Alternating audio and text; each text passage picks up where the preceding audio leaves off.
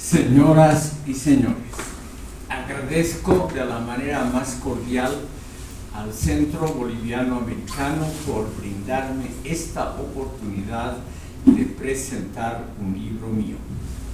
Hago llegar mi reconocimiento especial a Rincón Ediciones y a su editor, Omar Montesinos, quien ha emprendido la publicación de libros de alta calidad a precios relativamente bajos y encima se ha consagrado a la tarea de publicar obras mías de muy difícil difusión. En pocas palabras, quisiera exponer los motivos que me llevaron a escribir un texto que compara la filosofía occidental con la andina. Mi libro quiere ser una contribución a mejorar el nivel general de los lectores interesados en temas sociopolíticos y filosóficos. Por ello, critico una especie de sentido común muy extendido que subsiste aquí desde la época colonial y que no admite un cuestionamiento de sí mismo. Este sentido común ha generado una mentalidad integrista y armonicista y una cultura política autoritaria que se mantienen vigentes hasta el día de hoy. El cimiento de esta constelación ha sido puesta por el catolicismo tradicional ibérico, signado por factores antiindividualistas, antiliberales y antipluralistas que permanecen aún muy activos en la conciencia colectiva boliviana. Se puede afirmar que los intelectuales progresistas, la mayoría de los pensadores indianistas y, sobre todo, los revolucionarios de todo tipo están aún hoy paradójicamente bajo la influencia del catolicismo tradicional integrista. Mi libro trata de divulgar conocimientos y opiniones en un lenguaje muy simple y en un espacio relativamente breve. No es necesario tener conocimientos filosóficos o históricos para leerlo y entenderlo. Es una recapitulación de siglos o milenios de pensamiento filosófico que se ha sedimentado en escritos de muy diversa calidad y extensión y en testimonios orales compilados posteriormente por eruditos que han intentado salvar esta memoria histórica para edades futuras. Como autor, mi labor ha consistido en seleccionar aquellos fragmentos que me han parecido importantes para comprender el desarrollo intelectual de la civilización occidental por un lado y de la cultura andina por otro, y construir vinculaciones más o menos plausibles entre las dos corrientes de pensamiento. Es muy difícil delimitar claramente entidades casi metafísicas como la filosofía occidental o la filosofía andina y exponerlas de modo convincente en pocas páginas. Existen algunas obras que pretenden brindar una visión comparativa de conjunto, como las del teólogo suizo Joseph Estermann, que han aparecido mayoritariamente en Bolivia y Perú.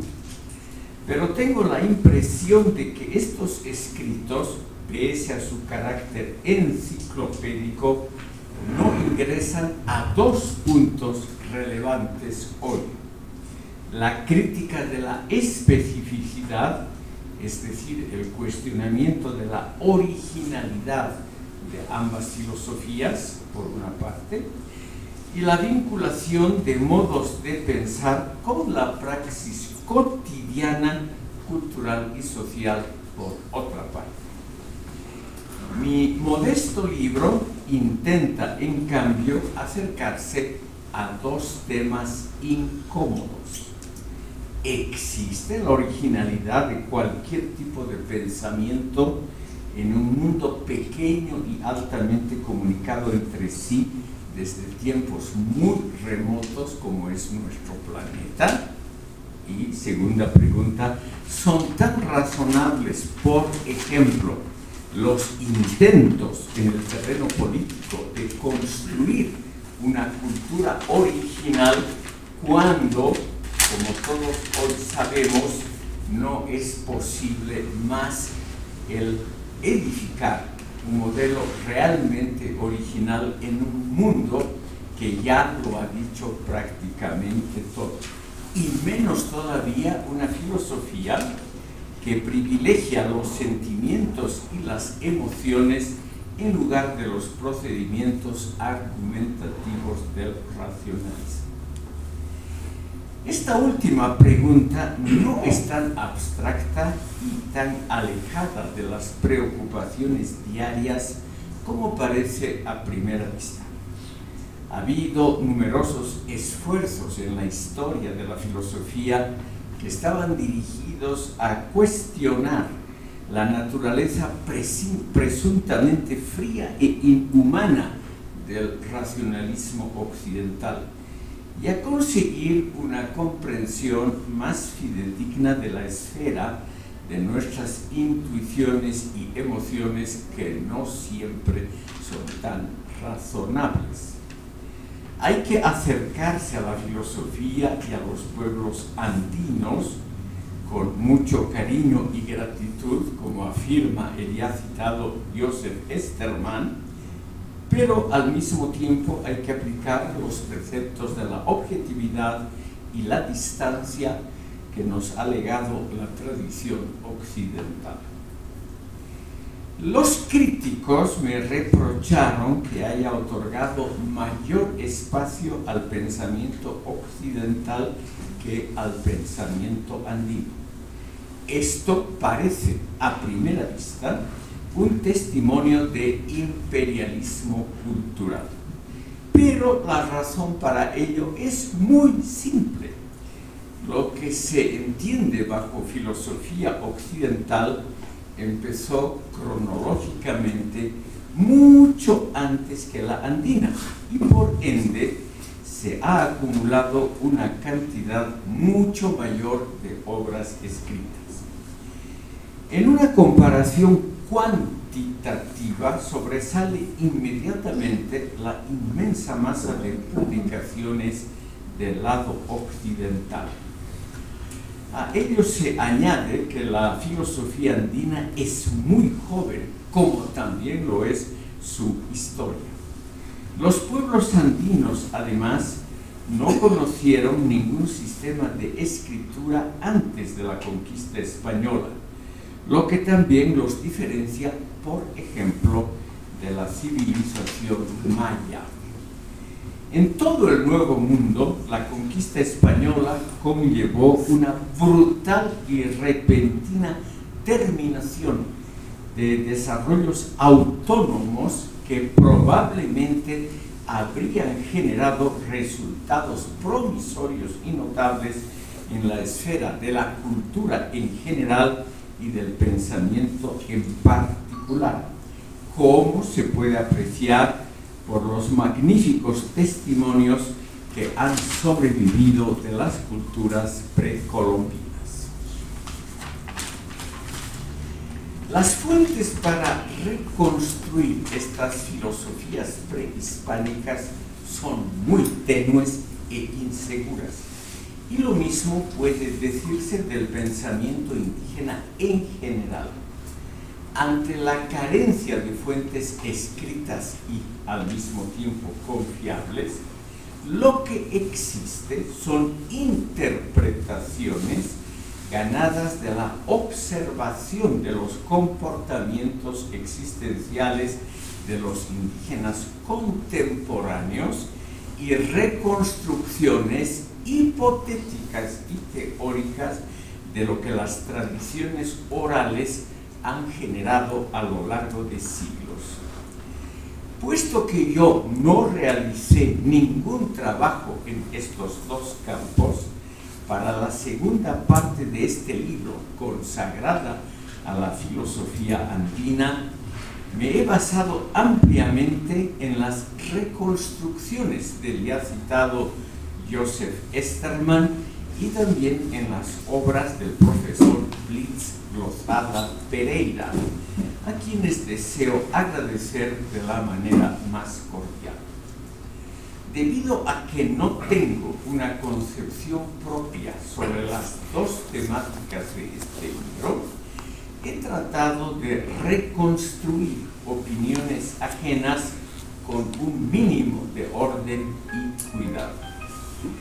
Un ensayo de este tipo se apoya en numerosas autoridades, por ello las muchas citas de mi texto. No pertenezco al exquisito grupo de escritores que puede prescindir de ideas, libros y teorías de otros, y lo confieso con envidia y nostalgia. Con envidia porque me falta la seguridad de aquellos que creen firmemente en lo que predican. Con nostalgia porque cuando era joven sentía una gran admiración hacia los catedráticos de las universidades alemanas que poseían notables habilidades retóricas y parecían construir grandes edificios teóricos sin mencionar la obra de otros autores y obviamente ninguna obra de sus propios colegas. Este libro no ingresa a las disciplinas clásicas de la filosofía, la lógica, la ontología, la metafísica, la gnoseología, sino que hace hincapié en los aspectos histórico-culturales que contribuyeron a edificar la especificidad del pensamiento occidental para luego confrontarlo con la filosofía andina. Pese a las reducidas dimensiones de este texto, he dedicado un espacio relativamente grande al pensamiento griego clásico y a la Edad Media. En el primer caso, creo que este procedimiento está plenamente justificado a causa del temprano comienzo de la filosofía griega, al mismo tiempo justificado por la calidad intrínseca de la misma y de la inmensa importancia que tuvo sobre todas las labores culturales de Europa occidental. En lo referente a la filosofía medieval, me he guiado por el siguiente motivo para brindar una visión de la misma que no se agote en unas pocas alusiones generales. Los sistemas filosóficos en buena parte del tercer mundo, por ejemplo en el ámbito islámico y más precisamente en el mundo andino, están entrelazados vigorosamente con credos religiosos, como fue el caso de la filosofía medieval con el cristianismo. Y en todos ellos se puede detectar un dilema básico que no ha variado en su núcleo: la posición de la tradición religiosa y cultural frente a la razón y a sus complicados productos. Liberales y marxistas han contribuido a ensombrecer la Edad Media y a menospreciar sus logros intelectuales. Creo que es mi deber mostrar, aunque sea someramente, los notables adelantos intelectuales que se alcanzaron en aquellos tiempos y la originalidad de muchas creaciones teóricas de entonces. Varios factores esenciales de la modernidad fueron anticipados por el orden social, político y cultural de la Edad Media. Entonces se crearon modelos organizativos que resultaron indispensables para la evolución posterior, como el sistema universitario, el régimen parlamentario de gobierno y la separación productiva entre el poder político temporal y la esfera religioso-eclesiástica. La finalidad expresa de mi libro es exponer a los lectores a una cultura ajena, distante en el tiempo y en el espacio. Creo que es un buen camino para reducir prejuicios y para ejercitar capacidades de crítica y análisis por encima de emociones y simpatías inmediatas. Pudiendo equivocarme muy fácilmente, creo que en el ámbito universitario andino hay hoy un desconocimiento muy marcado del mundo exterior, sobre todo en el campo de las ideas y de los hechos históricos.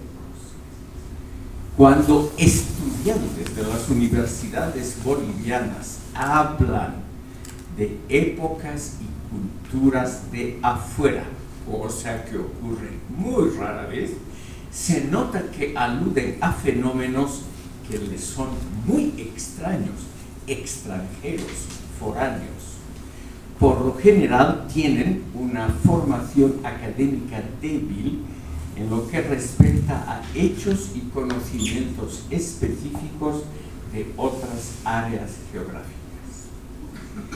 Por otro lado, estos estudiantes mantienen incólumes varios prejuicios e ideas fijas que les brindan una considerable seguridad anímica, unos vínculos sólidos con el propio pasado y un fundamento resistente para la identidad colectiva. No dudo de la positividad de estos aspectos, pero en parte son prejuicios de índole cultural patriótica y rara vez de naturaleza abiertamente ideológica. Por ello son tan extendidos entre los más diversos estratos sociales y grupos étnicos. En el fondo, estos prejuicios corresponden a los lugares comunes acuñados por Enrique Dussel y Eduardo Galeano, que, con un toque de erudición científica y libresca y con un buen nivel retórico, reiteran lo que los estudiantes y el público desean escuchar. He intentado dar a conocer lo más valioso de la filosofía occidental, que es la enseñanza socrática. Creo que la duda sistemática y el cuestionamiento de los prejuicios colectivos representan factores muy necesarios en nuestro mundo académico y universitario. La popularidad de los mitos sociales no garantiza ni su veracidad ni su pertinencia en el mundo actual. Debemos, por lo tanto, hacer un esfuerzo para esclarecer estos contextos donde las leyendas prerracionales se entremezclan con los auténticos designios de consolidar una cultura propia. El enfoque socrático, la duda, es probablemente uno de los mejores legados de lo que se puede llamar la filosofía occidental. Como dijo Octavio Paz, Premio Nobel Mexicano de Literatura, también el arte moderno y la novelística es inseparable de la función crítica de nuestro intelecto. Él dijo: aprender a saber significa ante todo aprender a dudar. Y esta herramienta, me parece, resulta ser el mejor antídoto contra toda clase de dogmatismo.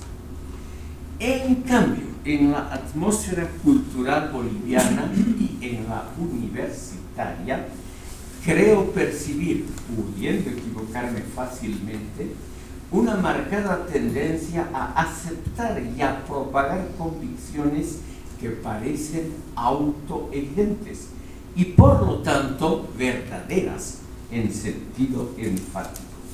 Se nota aquí la resistencia a todo proceso de desilusionamiento, la base del genuino aprendizaje, el rechazo a un propósito de desencantamiento con respecto a lo propio, la oposición a considerar otros puntos de vista que no sean los prevalecientes, es decir, los convencionales y rutinarios, los que cuentan lamentablemente con el gran afecto y hasta con el amor de la mayor parte de la población.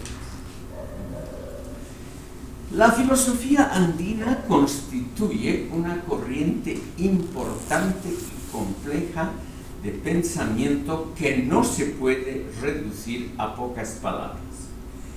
Hay que consignar, además, que las concepciones que subyacen al pensamiento andino poseen un nítido impulso moral, a menudo revestido de un postulado científico. Muchas de ellas poseen un tinte político revolucionario, socialista, antiimperialista y antielitario, por lo menos en el plano retórico.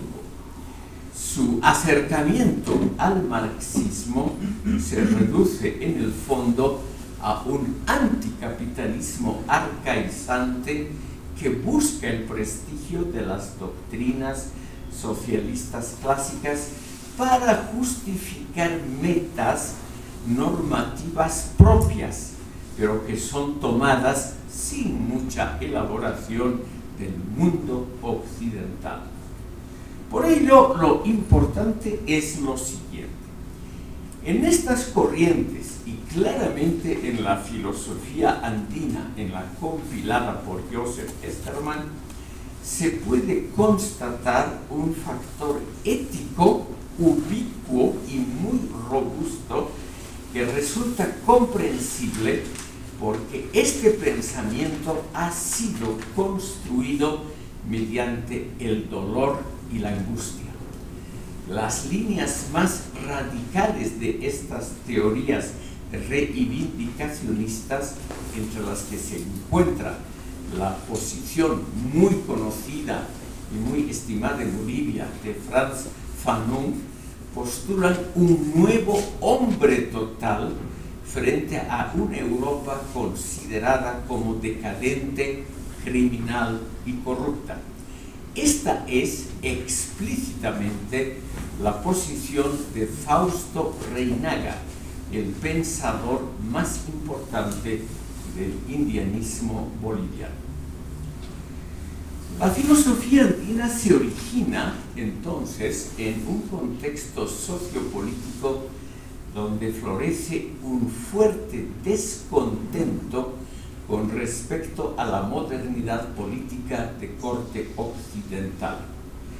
Es una genuina irritación colectiva que está vinculada al redescubrimiento de las culturas precolombinas, pero curiosamente también al redescubrimiento del catolicismo barroco del siglo XVIII, que en buena parte de América Latina es ahora aceptado y recibido como un pensamiento anti-individualista, antirracional de mucho valor. Y por ello el catolicismo barroco del siglo XVIII se ha convertido en uno de los temas centrales de los pensadores y filósofos latinoamericanos. Esto es comprensible. En buena parte de América Latina y especialmente en el área andina, los procesos de modernización han destruido los vínculos primarios y las certezas doctrinarias de la población rural y también de las clases populares, y no han podido crear una esfera social que ofrezca las seguridades y las certidumbres del mundo premoderno. Es comprensible entonces que surjan varios movimientos en contra de lo que se considera como lo negativo por excelencia: el cosmopolitismo liberal y pluralista y el egoísmo materialista decadente. Se trata, en líneas generales, de un anti-occidentalismo de inclinaciones ruralistas, partidario de revitalizar las costumbres y los credos ancestrales. Un movimiento de amplio alcance social que ahora adquiere una dirección antiimperialista y simultáneamente un tinte paternalista, favorable al autoritarismo caudillista de las tradiciones populares. Esta línea es la predicada con un envidiable, enfatizo, envidiable éxito de recepción por Enrique Dussel. Esta amalgama de orientaciones y resultados no es sorpresiva. En amplias porciones de América Latina y en todo el ámbito islámico, la civilización occidental es percibida ahora como una tendencia decadente, superficial, materialista, sin raíces y sin sueños, que habría destruido las antiguas culturas previas al contacto con Europa y que hoy haría peligrar el humanismo espontáneo de las clases populares. A la modernidad occidental, nos dicen los indianistas, en primer lugar Fausto Reinaga, le faltaría una gran visión histórica y religiosa que vaya más allá de los mezquinos intereses materiales cotidianos. Estas ideas básicas se manifiestan dramáticamente en las aseveraciones del pensador mexicano Guillermo Bonfil Batalla, el representante, junto con Fausto Reinaga, más destacado del indianismo contemporáneo.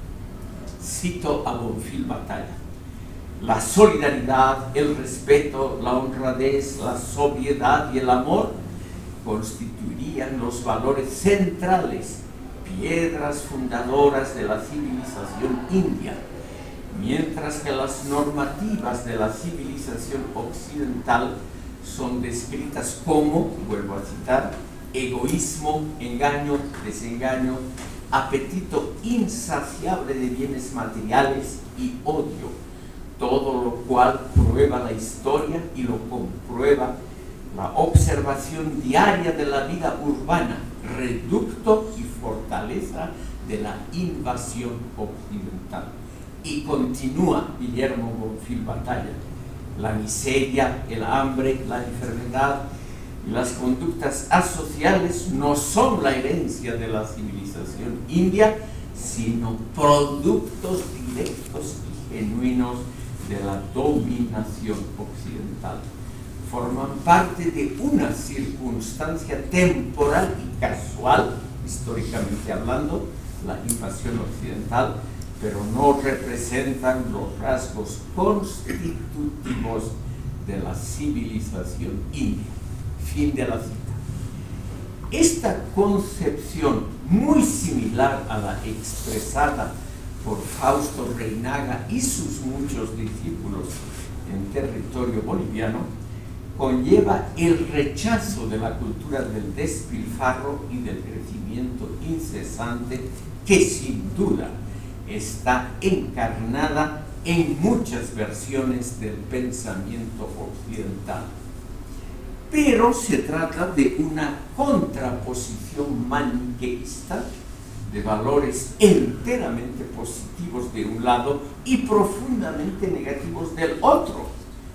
Y esto, estimados oyentes, tiene poco que ver con la realidad de cualquier sociedad, como la oposición que hace Enrique Dussel y muchos escritores entre el mundo luminoso y puro del campo y de los indígenas y el terreno sórdido y pecaminoso del ámbito urbano.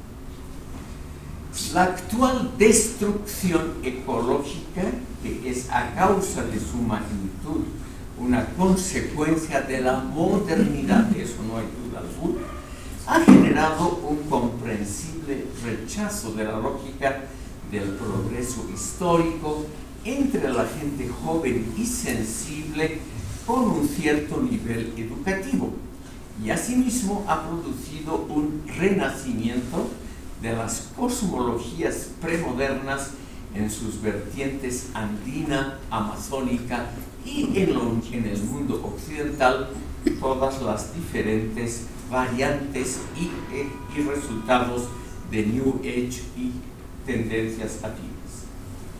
Actualmente se expande, en cambio, una actitud de reconocimiento y admiración con respecto al núcleo ético de las culturas andinas y amazónicas y a su filosofía practicada antes del contacto con la modernidad, porque ellas tienen, o mejor dicho, tenían en común la concepción de una vida en armonía con la naturaleza, una sabiduría nacida de una práctica antiquísima que les ha permitido a algunas etnias indígenas, a través de un elaborado sistema de ritos, prohibiciones, temores, rutinas, repetidas y transmitidas de padres a hijos, preservar aquella naturaleza aparentemente tan exuberante y en realidad tan frágil.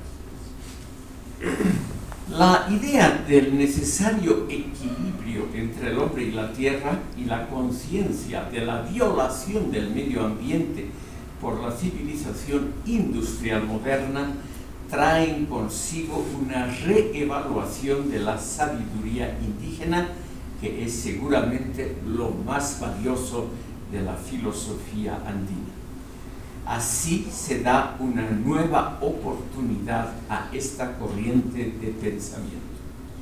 En esta atmósfera cultural ha nacido una constelación axiológicamente interesante, donde han florecido variados intentos por recuperar una filosofía propia. Pero en una época de fronteras permeables, de un sistema global integrado de comunicaciones y de pautas normativas universales, es que nace la voluntad de oponerse a las corrientes de uniformamiento y despersonalización. Y esta tendencia es universal en todo el mundo y no es algo exclusivo del ámbito andino. En la visión de los intelectuales que intentan reflotar una filosofía andina, las grandes colectividades étnico-culturales del ámbito andino significan tal vez un dique contra la homogeneización del mundo moderno, y este sería el mayor aporte de la filosofía andina al mundo contemporáneo. Sin embargo, estimado público, las pautas de comportamiento cotidianas de los habitantes andinos, según todas las encuestas que se han hecho de alta representatividad, nos muestran que los habitantes indígenas de todo el continente lo que quieren es vivir mejor, no vivir solo bien. Y vivir mejor significa naturalmente tener acceso a esos envidiados bienes de la cultura occidental. Para concluir, este libro no contó con ningún apoyo estatal, universitario o privado. No fue el resultado de un trabajo de consultoría o de una beca de investigación. Surgió en una forma que podemos llamar clásica, la soledad monajal, como la mía, un escritor sin escuela, pero que cuenta, por suerte, con una audiencia respetable como el público asistente. Les agradezco por escuchar.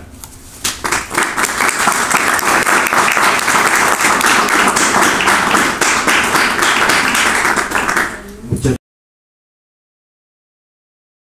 gracias, doctor, como siempre, claro, conciso y también provocador. Entonces pasamos a la pregunta, por favor.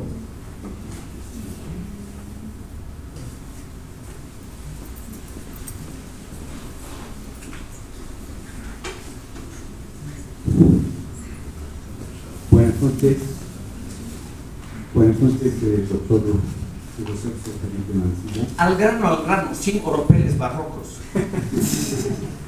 Sí, mi pregunta es, cuando usted dice que los pueblos indígenas en América Latina quieren vivir mejor, sin embargo, los estudiosos desde la antropología, desde la sociología, hoy en día se habla mucho de vivir bien como un paradigma de vida, como un tipo de racionalidad distinto a la racionalidad moderna occidental. ¿No cree usted de que en los pueblos andinos, en los pueblos amazónicos, existe un pensamiento que quizás por este problema de las fuentes o por este problema de las migraciones, ¿no?, la culturación, la civilización, ¿no cree usted de que en estos pueblos ancestralmente, históricamente, han existido conocimientos propios que se fueron perdiendo y que el mismo pueblo indígena hoy en día desconoce sus propias raíces, o el mismo migrante indígena en el área urbana desconoce estos conocimientos propios? ¿Cuál es su percepción? ¿Cuál sería su comentario? Mi consulta. Muchas gracias. Estimado oyente, le recomiendo un texto literariamente muy bello que trata sobre esta temática específica que usted señala. Se trata de la novela El hablador de Mario Vargas Llosa. Es la recreación literaria de una investigación hecha entre una tribu amazónica que en esa época, alrededor de 1960, no había sido tocada aún por la modernidad occidental.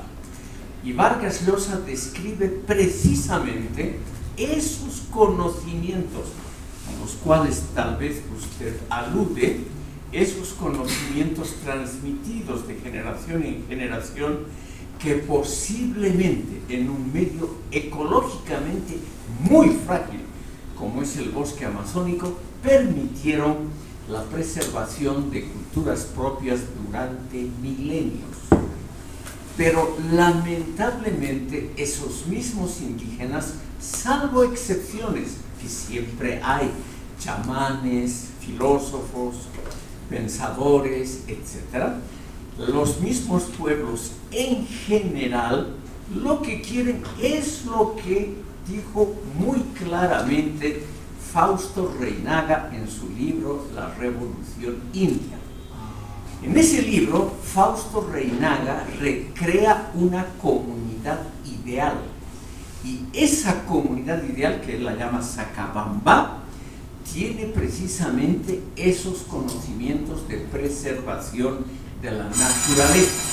Pero al mismo tiempo, esta población tiene maquinarias modernas, aviones, vías férreas, penicilina, aviones y todos los inventos del mundo moderno. Yo creo que Fausto Reinaga nos da a entender que lo que quieren los indígenas es, como en todas las culturas de todo este pequeño mundo donde habitamos, quieren una síntesis, un sistema sincrético que combine algunas tradiciones antiguas con los frutos de la modernidad occidental. Nadie, estimado oyente, nadie en el mundo andino y amazónico quiere renunciar a las ventajas que traen consigo las redes sociales actuales, internet, los antibióticos, la medicina occidental, los transportes y las comunicaciones modernas. Lo que quieren es combinar eso con tradiciones culturales propias, como lo han hecho ya desde el siglo XIX el Japón, Corea y muchas otras culturas del Asia Oriental. Por lo tanto, no es tan original ese proyecto andino-amazónico de desarrollo, sino que es algo que ha surgido en muchas latitudes de nuestro pequeño mundo. ¿Alguna otra pregunta? Sí. Buenas noches. En su reflexión usted hace mención a una religiosidad barroca. ¿Es posible diferenciar la religiosidad que trajeron los conquistadores y con la interacción de los conquistados se hizo la religiosidad barroca? No es una teoría mía, es la teoría de conocidos marxistas que están hoy de gran moda, como el mexicano ecuatoriano Bolívar Echeverría y muchos otros. Eso lo intentaron también algunos pensadores argentinos hace 60, 70 años, los maestros de Enrique Dussel. Lo más normal en el mundo son experimentos que mezclan, que combinan elementos de varias culturas.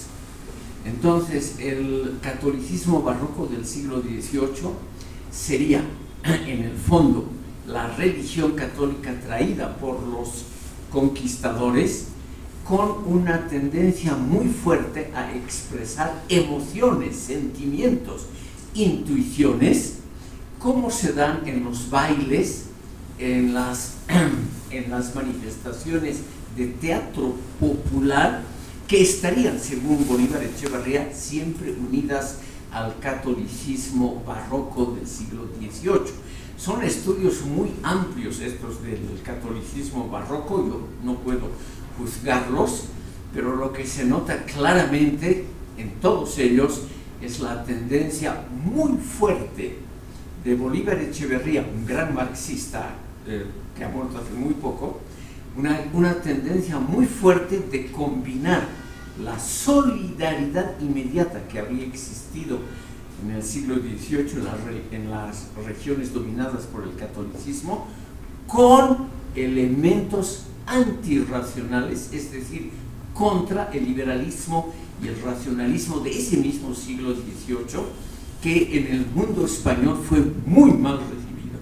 La Ilustración europea, el racionalismo, pensadores anticlericales como Voltaire, etc., fueron muy mal recibidos en la España católica y en el México católico, donde se han originado estas teorías.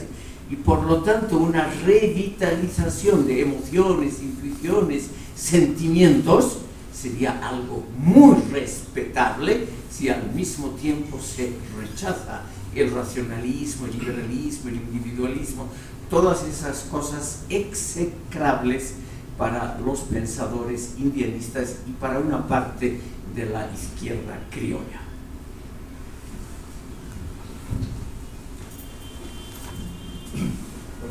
Gracias. Doctor, a pesar de que he llegado unos minutos después de que inicie su conferencia, me preocupa un poco este hecho. Usted, sobre el tema que está planteando, se refiere a la filosofía, ¿no es verdad?, occidental, y la filosofía de nuestra propia región. Creo que le ha dicho usted idealista, algo así. Pero, doctor, yo no encuentro realmente de forma concreta algún tipo verdadero de filosofía que hayan tenido los pueblos americanos precolombinos.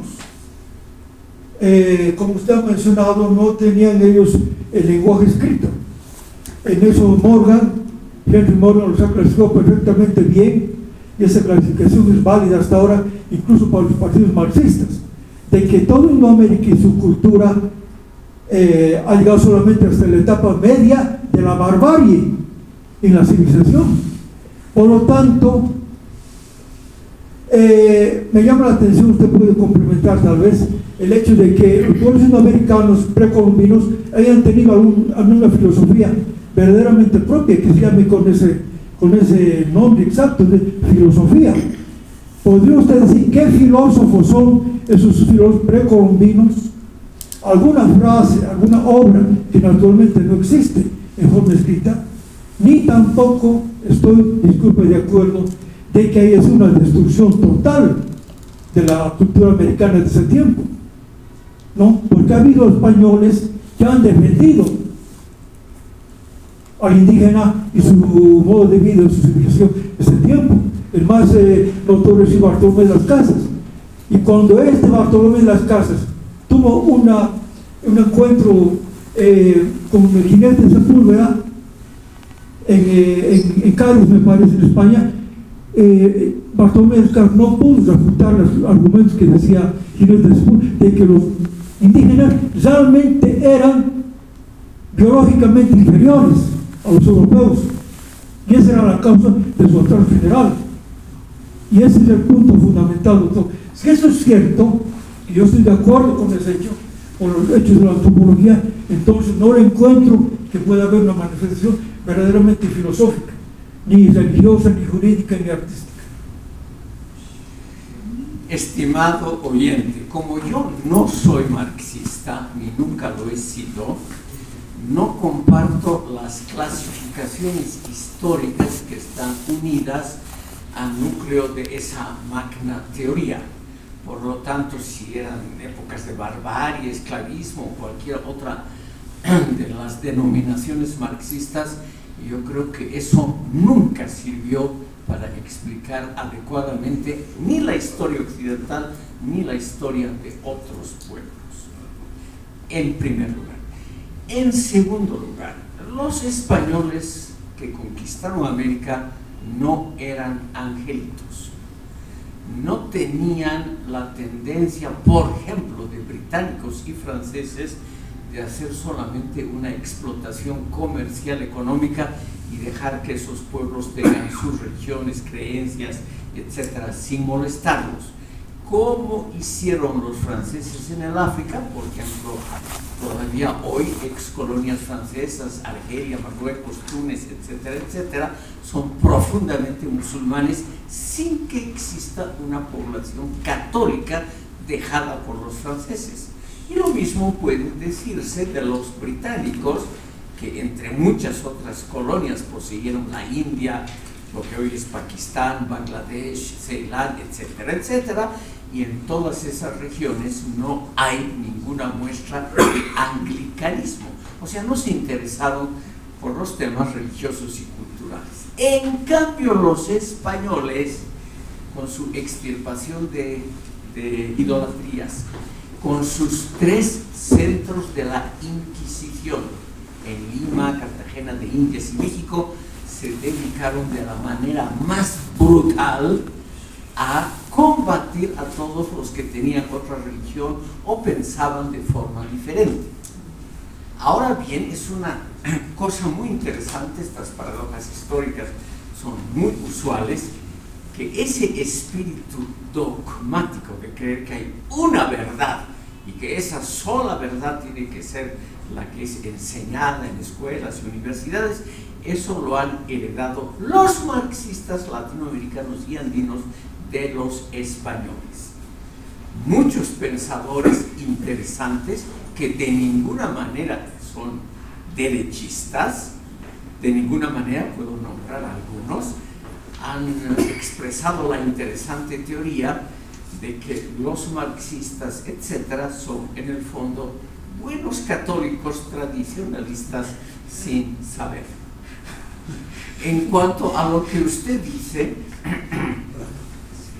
sobre la última parte, que es el núcleo de su pregunta, la existencia o no de una verdadera filosofía indígena, eso no se mide por la existencia o no de testimonios escritos.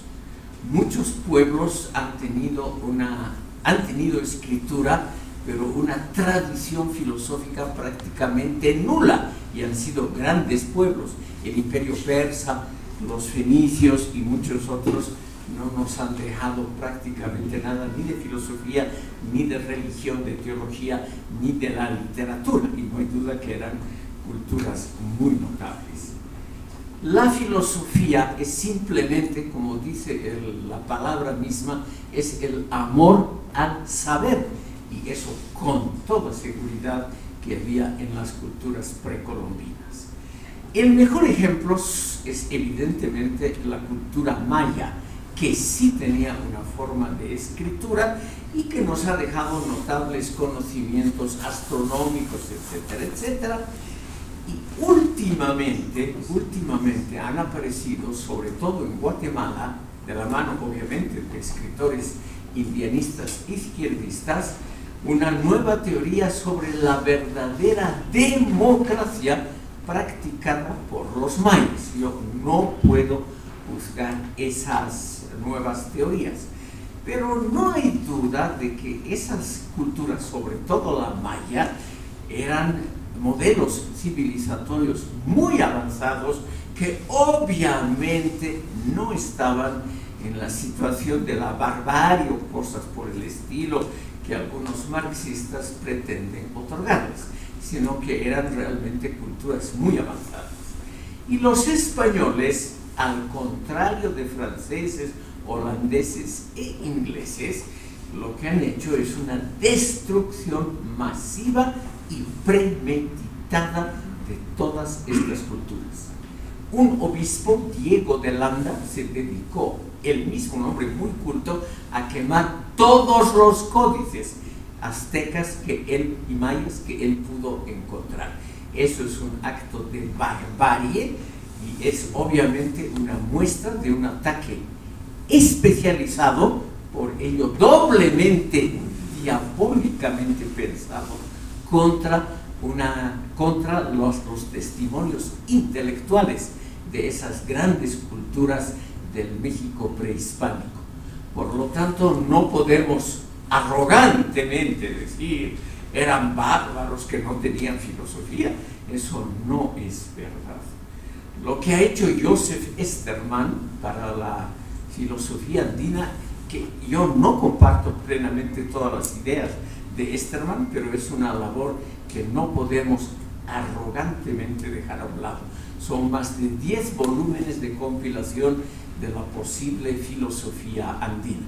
Puede ser que contenga una que otra exageración. Toda obra humana tiene errores, pero no hay duda de que él y muchos otros han hecho labores muy interesantes para rescatar el núcleo filosófico, que es el amor al saber.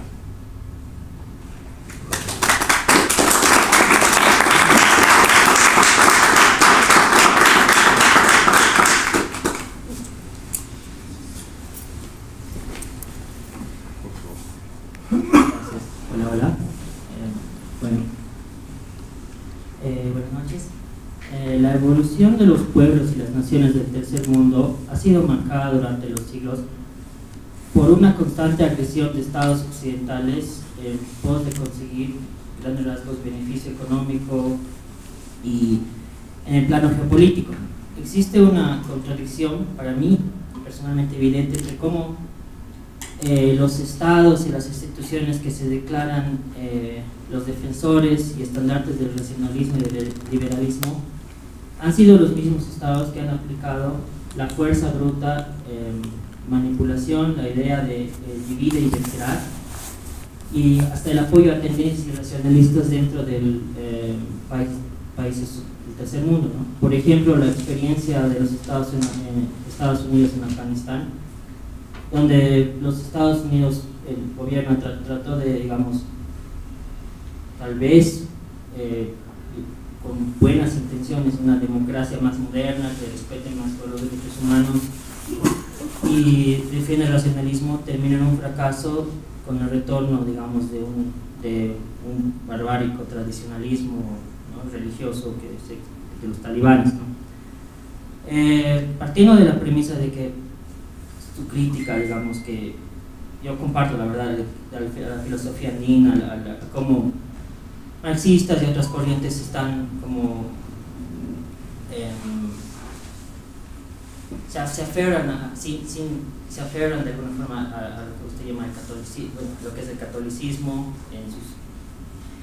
y afirmación, digamos, y partiendo de esa premisa de la crítica a la filosofía andina y afirmación, digamos, y la defensa de la filosofía occidental es correcta, ¿cómo en estos países tercermundistas podría florecer un racionalismo más fuerte que luche contra el tradicionalismo bajo este contexto internacional mencionado, ¿no?, de geopolítico, donde en el plano geopolítico alguien tiene que ganar y alguien tiene que perder, ¿no? Esa sería mi pregunta, gracias.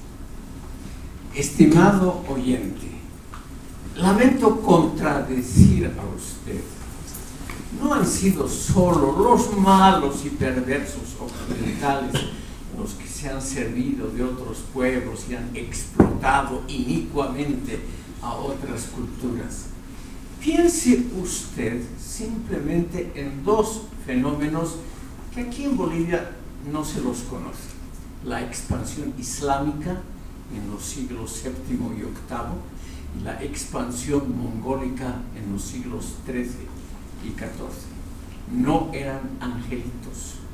Lo que ha hecho la expansión islámica desde Portugal y España por un lado hasta Indonesia por el otro, es la mitad del mundo, es nivelar, destruir todas las culturas anteriores, las religiones, etcétera, etcétera, e imponer una cultura, por ejemplo en el campo del tratamiento de la mujer, que no creo que usted apruebe. Y lo mismo los mongoles, cuando conquistaron la mayor parte del Asia y una parte de Europa y dejaron su huella de autoritarismo que hoy se vive cotidianamente en Rusia, esa tradición de autoritarismo mongol. Todos estos fenómenos son tan destructivos o más que las maldades de los occidentales. Considere usted, estimado oyente, que algunos de los países más retrógrados del mundo nunca han sido colonias europeas. Arabia Saudita, Yemen, Persia, o sea, actual Irán, Etiopía, etcétera, etcétera. Así que eso de que los europeos son los únicos causantes de todos los males de la tierra es algo muy popular, yo lo admito, es algo envidiablemente popular, porque es precisamente el sentido común, la tradición, la herencia cultural de estos pueblos, porque es algo que se siente profundamente sin que haya pruebas empíricas o documentales.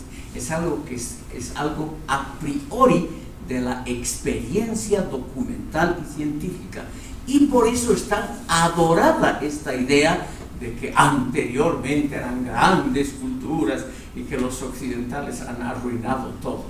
Eso es muy claramente un mecanismo de autodefensa de la propia tradición, y eso es precisamente lo que habría que investigar científicamente. Esos lugares comunes, esas cosas sobreentendidas todos esos pensamientos tomados por obvios, es decir, por naturales, la maldad, el imperialismo, todo eso debería ser examinado duramente y los resultados van a ser muy diversos según cada caso. Por lo tanto, la idea de que los occidentales de alguna manera son culpables de todos los desastres civilizatorios es una buena excusa fácilmente creíble, pero permítame usted una palabra dura, es una muestra de infantilismo.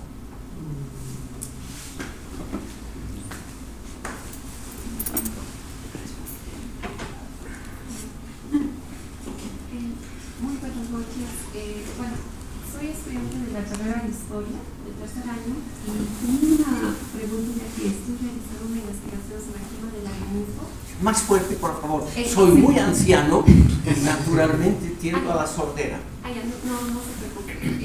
Bueno, mi pregunta era si en la filosofía andina hay alguna referencia hacia esta condición de los albinos, que es cabello blanco, despigmentación de la piel, pero que son afrodescendientes por una parte, ya que con el mestizaje y también la migración de diferentes razas hacia nuestro país se puede haber dado una división, porque a lo que yo investigaba también en el África, esta condición daba a que incluso se lo sacrifique, ¿no? Por una parte, por la filosofía de este sector. Entonces, no sé si he encontrado alguna referencia hacia esta condición o algo referente. Esa sería mi pregunta. No sé si quedó muy claro. Señorita, lamento decirle, no está muy claro. ¿Cuál es la pregunta exacta suya? Si se ha encontrado alguna referencia hacia el albinismo, o sea, alguna discriminación que se da del pueblo andino hacia esta condición de albinismo como tal, digamos. Albinismo. Sí, es que todo lo raro siempre genera rechazo por una parte, y eso quería saber si encontraron una referencia. No conozco ninguna mención a ese caso, ninguna, ni tampoco en las culturas mayas, azteca, etc. Pero algo de razón hay en su pregunta. Todas las culturas, sin excepción, al principio rechazan lo foráneo, lo extraño, lo extranjero. Fernando Molina, un conocido intelectual de izquierda aquí en este país, ha acuñado la famosa frase: Bolivia no es un país para distintos, es decir, para los que se diferencian de la masa, para los que son un poquito distintos a la gran masa. Y eso no es algo, digamos, exclusivo de Bolivia, aunque aquí está muy fuertemente implantado, es algo mundial, pero no hay duda de que al ser humano no le gusta lo diferente, lo que se separa de lo normal, de la tendencia dominante en un momento. Todas las sociedades tienden a excluir, a tratar mal, a interpretar equivocadamente lo que es extraño, distinto o simplemente un poquito diferente a lo que uno piensa y dice. Muchas gracias.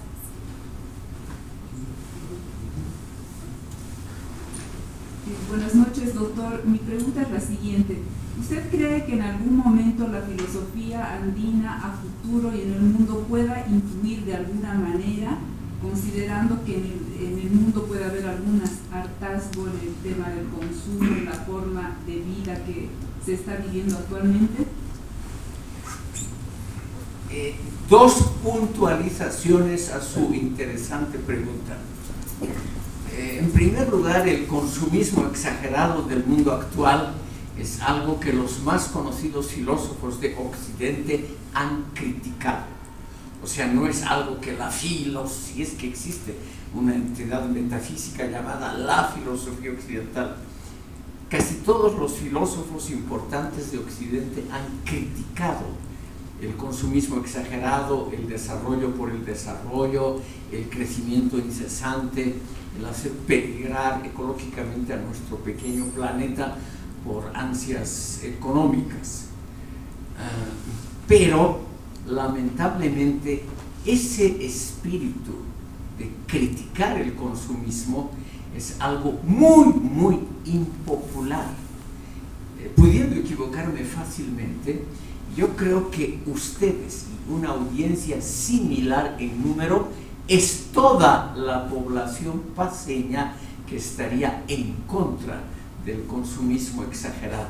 A la inmensa mayoría de la humanidad le encantan los bienes materiales, le gusta muchísimo el consumo. Estas ideas, que la filosofía andina es su mayor, yo diría, su valor más importante, que la filosofía andina critica, son cosas muy impopulares en el resto del mundo. Me atrevería a pensar que los indígenas bolivianos que trabajan, por ejemplo, en la recuperación del oro en los ríos del norte del país, me imagino que ellos no tienen el más remoto interés por la conservación del medio ambiente. Me imagino también, pensando mal, que los interculturales, los campesinos que abandonan las tierras altas y van a producir coca en el Chapare y en el oriente boliviano, y que cada día están expandiendo la frontera agrícola, me imagino que ellos tampoco tienen el más remoto interés por cuestiones conservacionistas. Por lo tanto, señorita, la idea de que hay que preservar el mundo para el futuro por razones estrictamente racionales, es decir, de largo plazo, esas ideas son muy, muy impopulares. Por lo tanto, los que estamos en pro de la conservación y del racionalismo a largo plazo somos una minoría insignificante.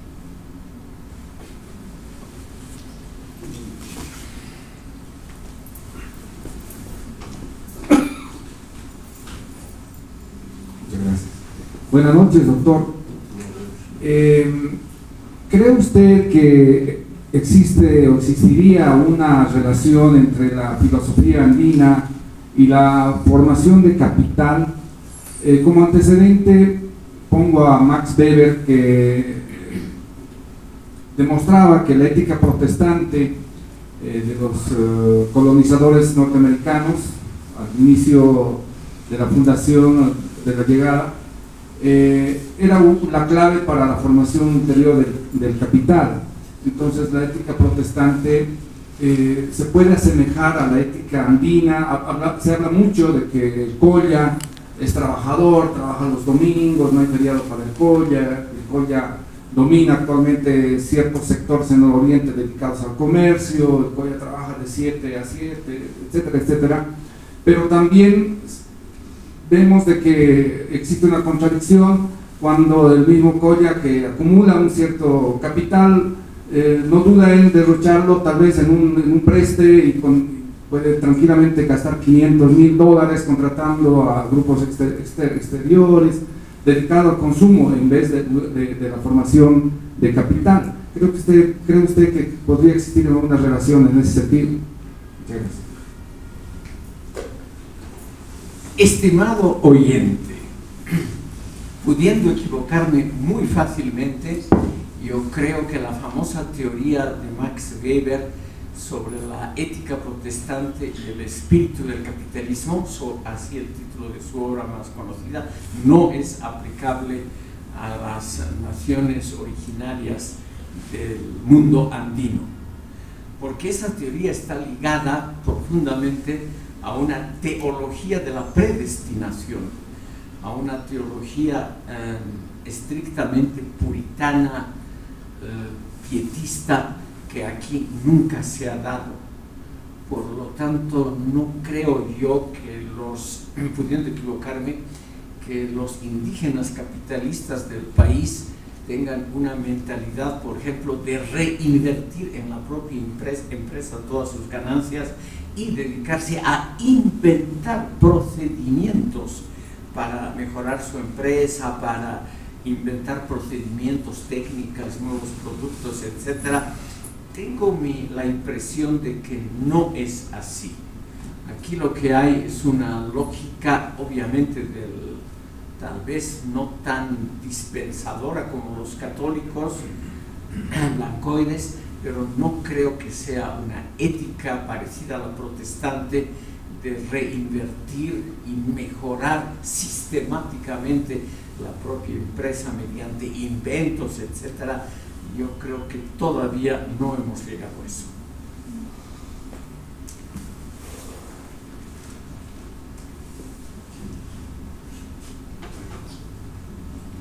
Doctor, buenas noches. Bueno, sin el ánimo de defender algo político, quería preguntarle sobre el impacto y sobre todo cómo ha influido el libro de Fausto Reinaga en lo que es el indigenismo como tal, ya que el mismo ha sido distribuido de forma gratuita tanto en colegios, universidades, durante la presidencia de Evo Morales.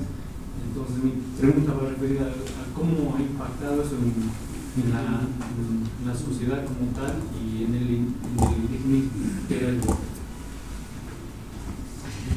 Mi respuesta le va a parecer algo decepcionante. Durante el gobierno de Evo Morales se editaron las obras completas a muy bajo precio y con alta calidad tipográfica, las obras de Fausto Reinaga, evidentemente. Pero yo tengo el presentimiento de que los jóvenes indígenas, igual que cualquier otro joven de cualquier otra proveniencia étnica, social o geográfica, no son dedicados a la lectura. La juventud actual en su totalidad, por favor, los jóvenes aquí deben más bien sentirse tocados por esta expresión. Los jóvenes actuales leen lo menos posible, si es que leen algo. Y no creo yo sinceramente que un joven boliviano, indígena o no, gaste su dinero para la discoteca, para la chica, para la farra, etcétera, para la cerveza y el deporte, que la gaste comprando las obras completas de Fausto Reinaga, por más baratas que sean, y que se dedique a leer esos pesados tomos. No creo. Lamentablemente presiento, pudiendo equivocarme, que la juventud actual, cuando mucho, lee textos de TikTok o cosas similares, máximo 2-3 minutos de duración y nada más. Y las obras de Fausto Reinaga son un poquito más amplias que eso. De modo que supongo yo, nunca he visto una reseña, un comentario que haya aparecido en periódicos o en redes sociales bolivianas sobre la aparición de las obras selectas de Fausto Reinaga.